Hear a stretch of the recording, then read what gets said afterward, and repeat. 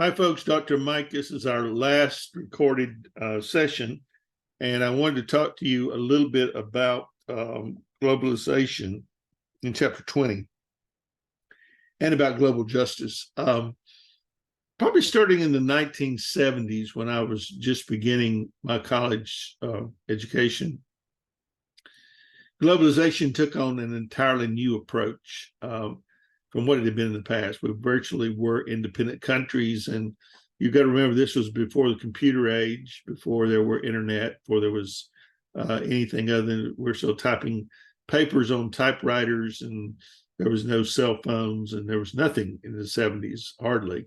To tell you how ancient that was, my professors at Clemson all sat in one room with about 20 tables, and they had a phone that it was a party phone, and each person there had a different ring. So you might be professor number 8, and you had when the phone rang 8 times, it was for you, or 6 times. Well, that was what it was at home too. We had party lines at home, and we'd have 8 parties on one line. So you can imagine what that was like.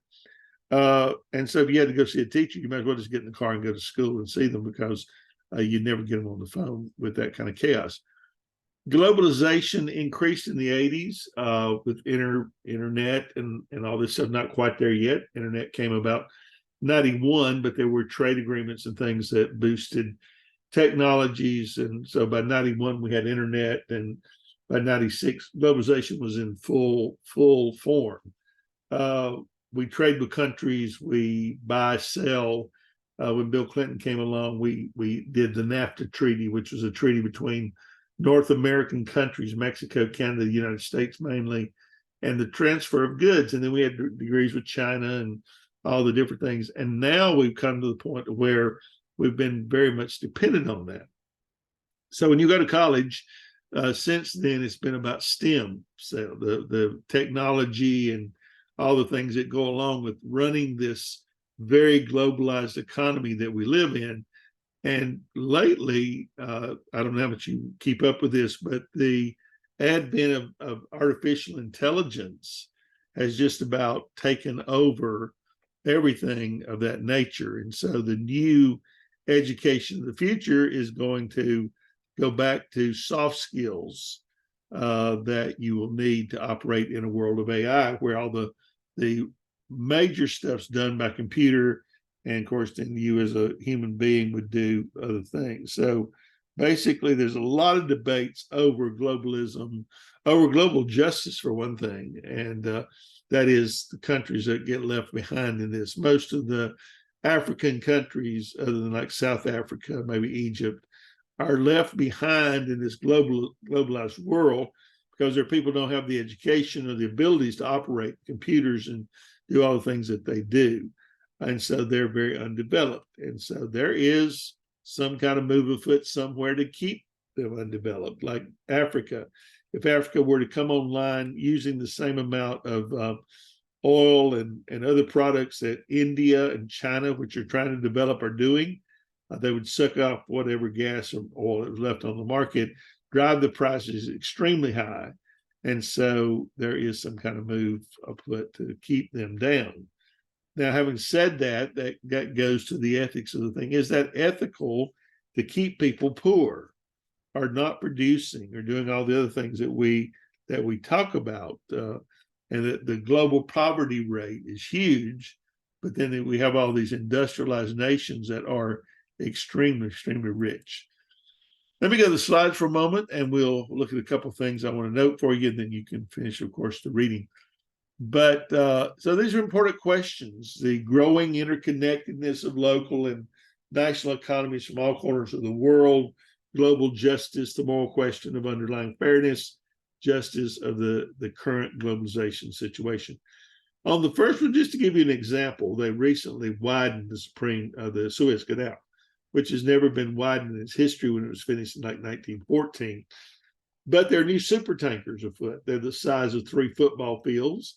Walmart owns one, and it goes to China every week empty because the Chinese don't buy anything from us, and it comes back absolutely loaded to the gunwales for all of the Walmart stores. So you can see some of that's very unequal. We went through a period where a lot of our companies left the U.S. and went overseas because they could do things more cheaply, only to find out during the pandemic that they couldn't get parts and materials. And so they decided it's better to keep it at home, closer to hand, even if it is more expensive. And that's what many companies have done. They've closed foreign plants and come back. So kind of another setback to globalization. When we think about more of the global poverty rate, there are some moral arguments. It is a moral obligation to the richer world countries to help the poor. Pogge and Singer and Hardin all have varying viewpoints that you're going to read about in this discussion. I think will be helpful to you. And then, the ideas of self-interest that help dictate the lessen the wealth gap in trade or stability. People are very, very much self-absorbed and caught up in their own world, and so they, it doesn't bother them to, have people working in their production houses that are making very, very little. For example, the cadmium that goes into every cell phone that we have to have in order for a cell phone to work is mined mainly in Africa from holes in the ground that you couldn't get a basketball through probably. And they lower 5 and 6 year old children down in that hole where they work 15, 20 hours a day, mining cadmium so you and I can have a cell phone. Is ethically that permissible?